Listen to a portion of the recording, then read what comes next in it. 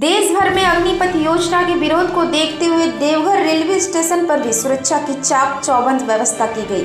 हालांकि बंद को देखते हुए सफर करने वाली यात्री स्टेशन में नहीं के बराबर दिखे। टिकट काउंटर पर इक्के दुक्के लोग टिकट खरीदते देखे गए। प्रतीक्षालय में प्रतीक्षारत यात्री भी नजर नहीं आए। स्टेशन प्रबंधक खुद पूरे स्टेशन घूम घूम कर व्यवस्था का जायजा लेते नजर आ रहे हैं। रेलवे प्रोटेक्शन फोर्स के अलावा पुलिस फोर्स भी तैनात किया गया है, जिसमें दंगा नियंत्रक टीम भी शामिल है। स्टेशन प्रबंधक विभूति कुमार ने बताया कि सेना में भर्ती के जारी नए निर्देशों के विरोध में कई प्रांतों और शहरों में हुए उपद्रव को देखते हुए पुलिस सतर्क है। देवघर स्टेशनों पर पर्याप्त पुलिस बल दंगा निरोधी उपकरण के साथ तैनात किया गया है। स्टेशन प्रबंधक ने कहा कि अराजक तत्वों के साथ कठोरता से निपटने के लिए आवश्यक प्रबंध किया गया है।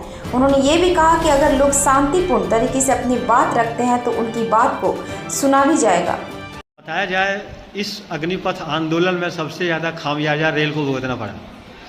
अब स्टेशन प्रबंधक के रूप में आपने यहाँ सुरक्षा के क्या क्या बंदोबस्त किए? देवघर स्टेशन में जब से अग्नि के कारण जो आगजनी की घटना हुई है, पूरे देश में हमारे रेल संपत्ति को काफ़ी नुकसान पहुंचाया गया है।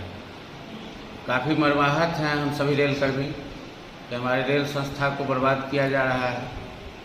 कुछ ना समझ लोग न जाने किसके फेरा में पड़ गए हैं। इनको अपने भविष्य की चिंता लगती है नहीं है। यदि सरकार कोई जॉब ऑफर कर रही है तो उस जॉब ऑफर को ठुकराना नहीं चाहिए, और अगर प्रदर्शन ही करना है तो आप शांतिपूर्ण भी कर सकते हैं। अपने देश की संपत्ति, रेल की संपत्ति को नुकसान पहुंचा के क्या हासिल कर लेंगे। और वाम जनवादी संघर्ष समिति सिंदरी की ओर से बिरसा मैदान से जुलूस निकालकर भूंजा मोड़ पर प्रधानमंत्री नरेंद्र मोदी का पुतला दहन किया गया। इस अवसर पर वक्ताओं ने कहा कि केंद्र की मोदी सरकार ने अग्निपथ की योजना की घोषणा कर देश की सुरक्षा और नौजवानों के साथ खिलवाड़ कर रही है।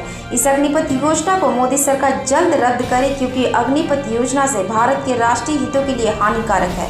पेशेवर सशस्त्र बलों को 4 साल की अवधि के लिए ठेका पर सैनिकों की भर्ती करके नहीं चलाया जा सकता है। पेंशन के पैसे बचाने के लिए लागू की गई ये योजना हमारे पेशेवर सशस्त्र बलों की गुणवत्ता और दक्षता के साथ धोखा होगा।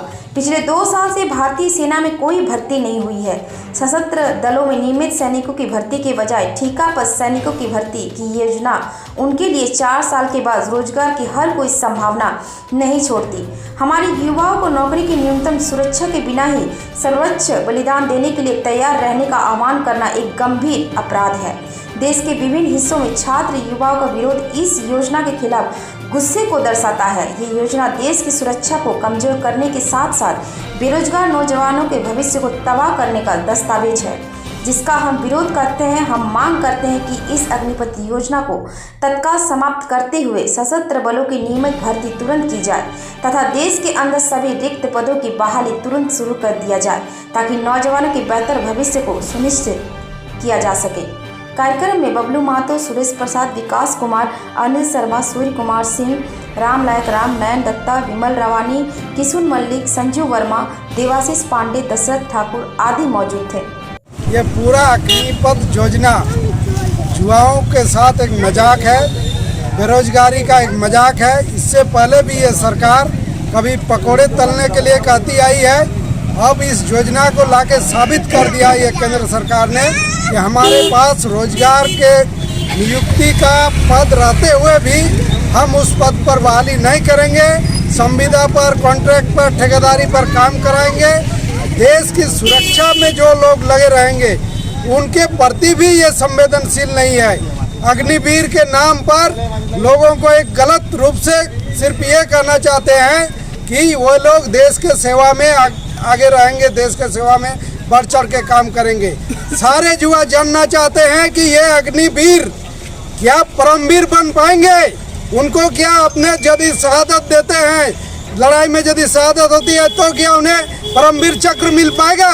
तो सरकार इसमें कोई स्पष्ट नहीं है। युवाओं को सिर्फ एक ढकोसला की तरह एक भ्रम में डाल के रखना चाहते हैं। ये योजना पूरी तरह से रोजगार के साथ साथ देश का सुरक्षा में भी सहायक सिद्ध नहीं होगा। ये योजना हर हालत में केंद्र सरकार को वापस लेनी पड़ेगी। केंद्र सरकार द्वारा कह रहा है कि हमने 4 साल बाद जो सेना बहाली में आएंगे उसको 10 से 20 लाख रुपये मिलेगा, जो कि आने वाले दिन में उसका भविष्य सुरक्षित होगा, सुनहरा होगा। कि इस पर आपको क्या कुछ कहना है?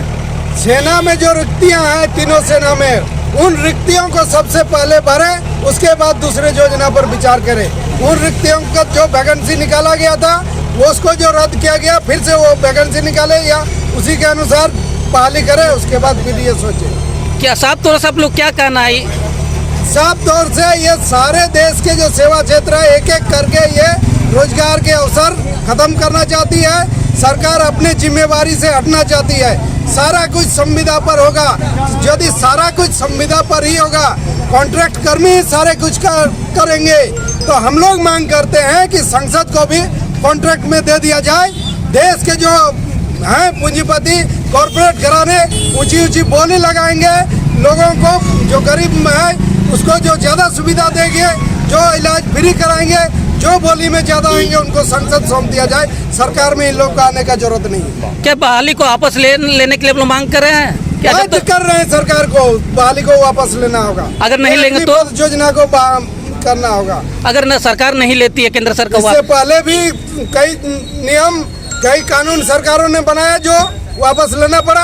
आंदोलन उस स्तर तक चलेगा, सतत रूप से चलेगा।